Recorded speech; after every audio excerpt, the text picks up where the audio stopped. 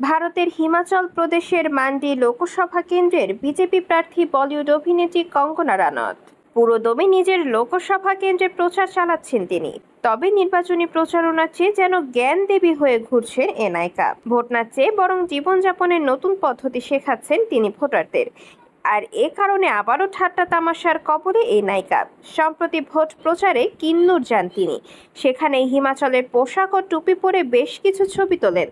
আর তারপরেই পাল্টা রাগ গিয়ে পড়ে অন্যান্য পোশাকের ওপর। অভিনেত্রী নিজের এক্স হ্যান্ডেলে হিমাচলি পোশাক পরে ছবি তুলে লেখেন, আমাদের পূর্বপুরুষদের হাজার বছর লেগে গিয়েছে আমাদের সভ্যতাকে গড়ে তুলতে। আমি ছেঁড়া জিন্স, ছোট গেঞ্জি, পিৎজা, বার্গার, কিছু বাজার চলতি গান, এসবের জন্য আমাদের ভারতীয় সংস্কৃতিকে নষ্ট হতে দেব না।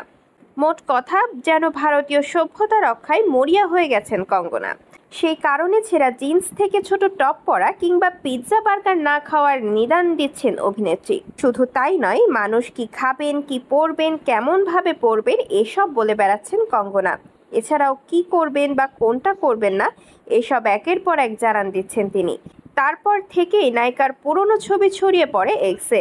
কঙ্গনা নিজে নায়িকা, তাকে বাহারি পোশাকে দেখে অভ্যস্ত দর্শকরা। সিনেমার পর্দায় একাধিকবার সাহসী পোশাকে দেখেছেন তারা। প্রতিবারই প্রশংসিত হয়েছেন তিনি। কিন্তু গত কয়েক বছরের ক্যারিয়ারে একের পর এক ব্যর্থতা এসেছে। আর বলিউডকে বিভিন্ন সময় যেভাবে আক্রমণ করেছেন, তাতে খানিক একাই হয়ে গিয়েছেন তিনি। এদিকে কঙ্গনা একসময় বলেছিলেন, মুম্বাইয়ে তৈরি তার বাড়ি মনের খুব কাছে, কারণ নিজের অর্থ ও শ্রম দিয়ে সেটা বানানো। তবে ভোট প্রচারে দাঁড়িয়ে ঠিক উল্টোটাই বলেছেন অভিনেত্রী। তিনি যে মানালির মেয়ে সেটাই বোঝাতে চেয়েছেন বারবার। তবে সোশ্যাল মিডিয়ার যুগে চাপা থাকে না কিছুই। নায়িকার পুরনো ভিডিওগুলো বারবার ফিরে আসছে নেট দুনিয়ায়।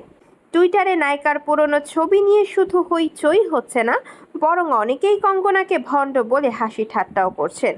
তবে সেসব নিয়ে কোনো মন্তব্য করতে চাননি কঙ্গনা। আপাতত নির্বাচনী প্রচারণা নিয়েই ব্যস্ত রয়েছেন এই অভিনেত্রী।